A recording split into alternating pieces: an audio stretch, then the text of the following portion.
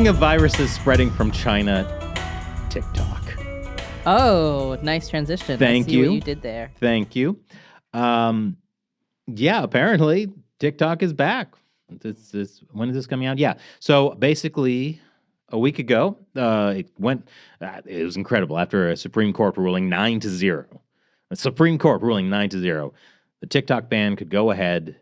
It was gone for maybe a couple of hours. Yeah, so they shut it down at like 10 p.m.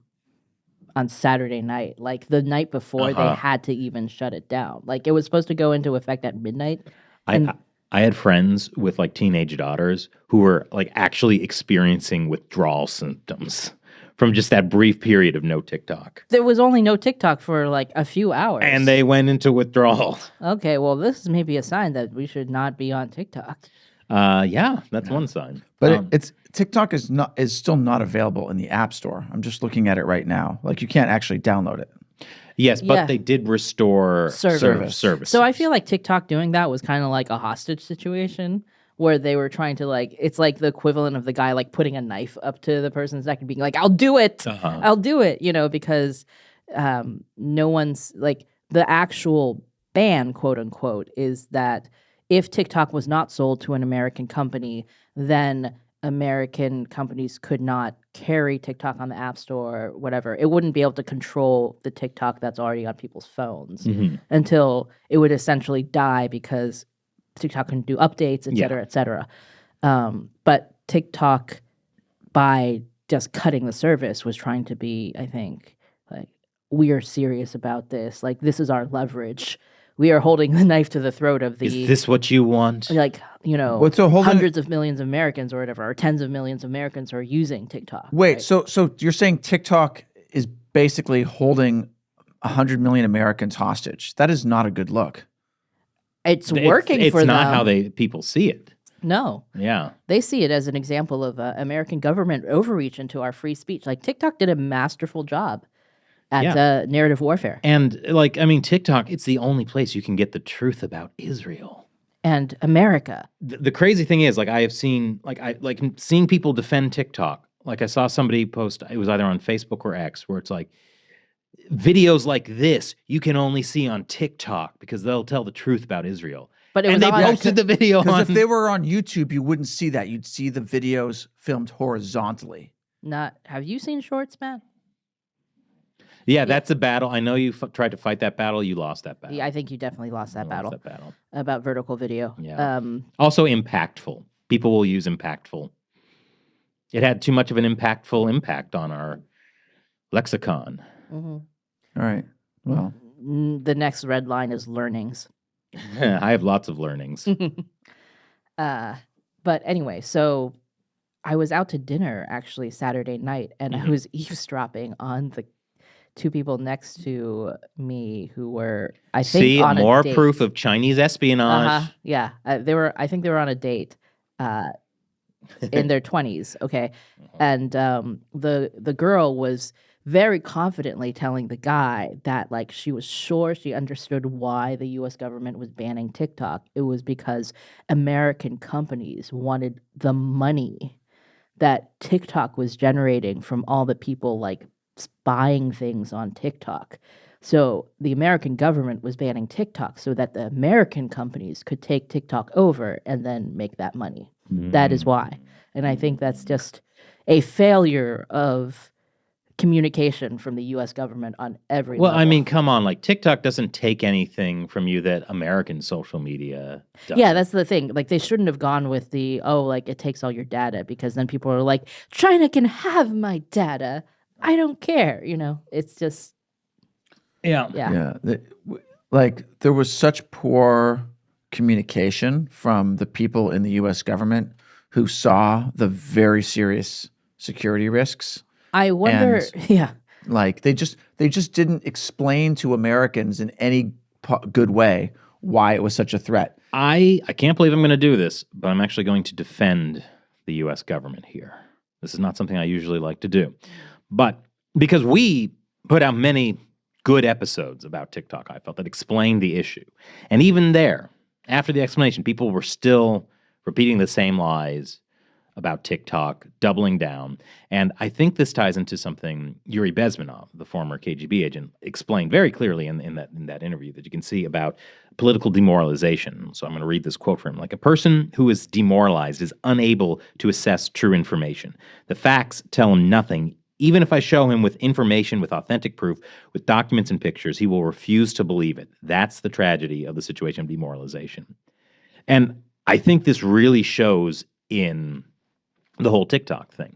I mean, Bezmenov said it takes about 10 to 15 years for demoralization to set in because you have to train a generation. Do you think they're demoralized about the U.S. or they're demoralized? What are they demoralized about? I don't think it's demoralization as in the sense of like, oh, I don't feel happy anymore. It's just their worldview has been so tainted and subverted that they can't even see anything outside of it. That's why if you present people with information about TikTok, it doesn't matter. They've been demoralized. They have this other propaganda message in them.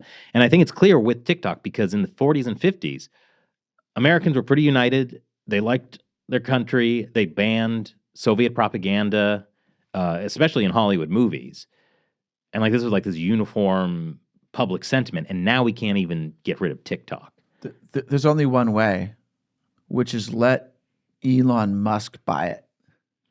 I mean, I don't think he's offered, right? There was some rumor about that, and it seems like it maybe was just made up. No, I mean only because that'll get people to turn against TikTok. That's all. I see. I see what you mean. Okay. Right. Yeah. The way that people turned against X. Twitter /X. Yeah, maybe. But I don't actually want Elon Musk to buy TikTok because A, no person should control that much social media, and B, Elon Musk has heavy investments in China, and I'm not sure he's very clear-eyed about China, given his Tesla investments and the things he said about, Taiwan could be under one country, two systems. I mean, his mom is she's a fashion model in China. Like she is like the brand representative for some Chinese, companies and stuff like that. Carry on. I remember Elon has put out the most critical statement he's ever done about China, and I got to find it. But so carry on. But yeah, so I think the TikTok thing is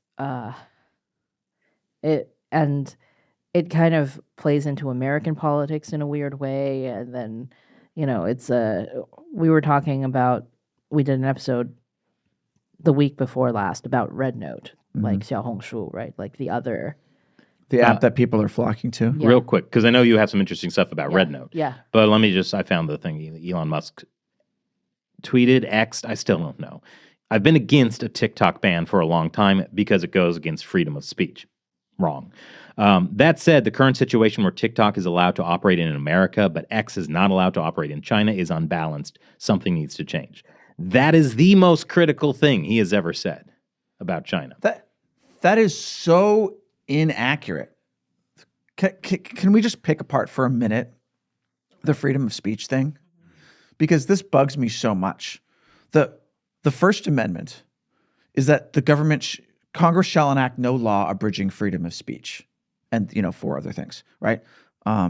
So if the government's not abridging free speech, you have free speech. Even things we don't like, even when YouTube does a bunch of stuff we don't like, it's not necessarily illegal, even if it's morally wrong. Okay, so the freedom of speech on TikTok is basically like this. TikTok does not provide freedom of speech. It is simply one of many platforms on which people can speak.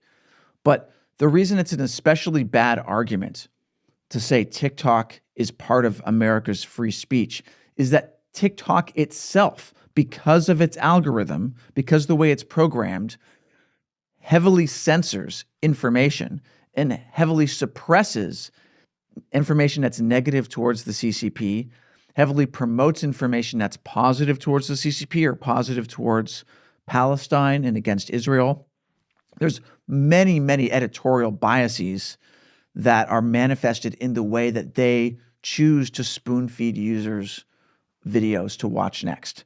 And so because they are manipulating artificially what people see, that like they have no moral grounds on which to defend themselves as a free speech platform. None. I mean, they're shameless about it, but they're doing it, and it's working.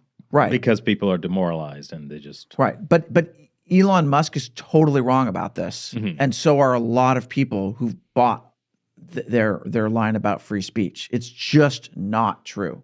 Well, as for the part about Elon Musk criticizing about not having X in China, Hu Xijin, the former editor-in-chief of my favorite Chinese state-run media, the Global Times, X'd, Mr. Musk, you are very wise, but this time you've made a basic cognitive mistake. Shelley, don't read it. I'm reciting it to you. Don't spoil it.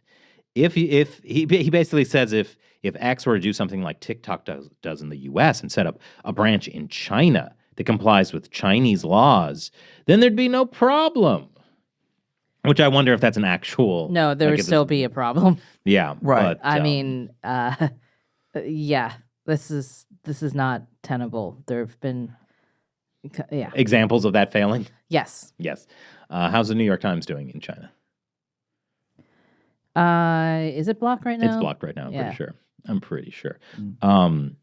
Oh, and before we start to transition to the Red Note thing, I think another issue with TikTok is, and this is something that reminds me of the initial criticisms of the trade war in Trump's first administration, the damage this will do to people's livelihood. Like, so I can definitely appreciate like you having your livelihood on a social media platform and then that's getting taken away. We're really struggling because of YouTube right now, so I get that. But the issue is people are misinterpreting who the enemy here is. TikTok is basically like this Buddhist morality tale where China used TikTok to lure people in with promises of fame and profit. They would artificially boost people's posts, creating this whole economic system where people depended put like on $1 billion into like a creator program where they were paying people to post. Yes. And so it's the CCP that has used that to lure people in and weaponized it.